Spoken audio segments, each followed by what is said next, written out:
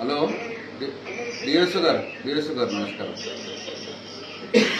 ఇప్పుడు నేను ఇప్పుడు కొత్తూరులో ఉన్నా, ఆశ కొత్తూరు రాసుకోరా. ఇక్కడ ఆశ కొత్తూరు ఒక 25 లారీలు పోయినాయి, ఇంకా 15 లారీలు ఉన్నాయట.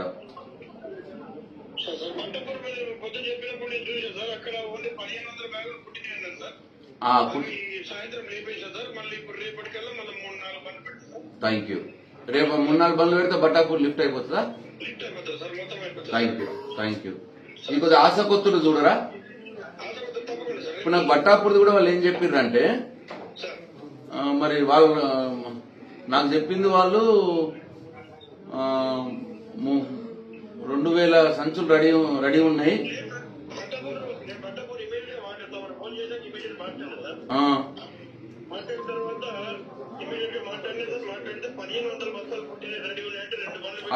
అవి లిఫ్ట్ అయిపోయినాయా? ఇంకొక 4-5 లారీలు పడుకోవచ్చు ఆడ. రేపు పతం చేసేయారు అది. ఈ ఆశ కొత్తూరు కూడా లిఫ్ట్ అయిపోయింది. ఇంకొక 10-15 లారీలు ఉంటుందట ఈ ఆశ కొత్తూరులో.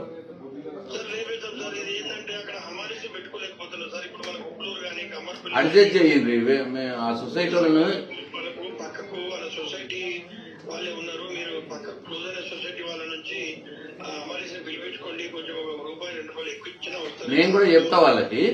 మీరు కూడా ఏంటంటే సొసైటీ సెక్రటరీలతో మాట్లాడి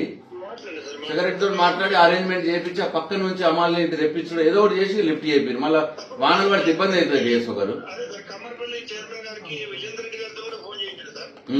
ఫోన్ చేయించి సెక్రటరీతో మాట్లాడించిన, మన చైర్మన్ గారితో కూడా మాట్లాడారు సార్. మాట్లాడితే చైర్మన్ గారు కూడా ఓకే అన్నాడు. కమ్మర్పల్లి ఓకే ఉన్నది కానీ ఉప్పులూరులో కొంచెం ఇబ్బంది ఉంది సార్, అది కూడా చెప్పాను సార్ నేను. కొంచెం మనకు 2-3 అయిపోతే బషీరాబాద్ అయితే తమరు చెప్పినట్టు డైలీ 5, 6, 7 లాస్ట్కి ఎక్కడికి వచ్చిందంటే సార్ డైలీ 9-10 వాళ్ళు నింపారు sir. Very good. Thank you. Aikyaprolu చాలా బాగా చేశారు సార్. Thank you. దాని తర్వాత మీరు అన్నయ్యని ఏరియాలని కవర్ అయిపోయినాయి సార్, ప్రాబ్లం లేదు. Thank you. ఈ అమ్మాయి కొద్దిగా మరి ఎక్కడి నుంచో అడ్జస్ట్ చేసి ఆశకొత్తూరు లిఫ్ట్ చేయండి. నేను మా ఆశకొత్తూరు సెక్రటరీతో పక్క వాళ్ళతో మాట్లాడండి. Thank you. నమస్కారం. నమస్తే.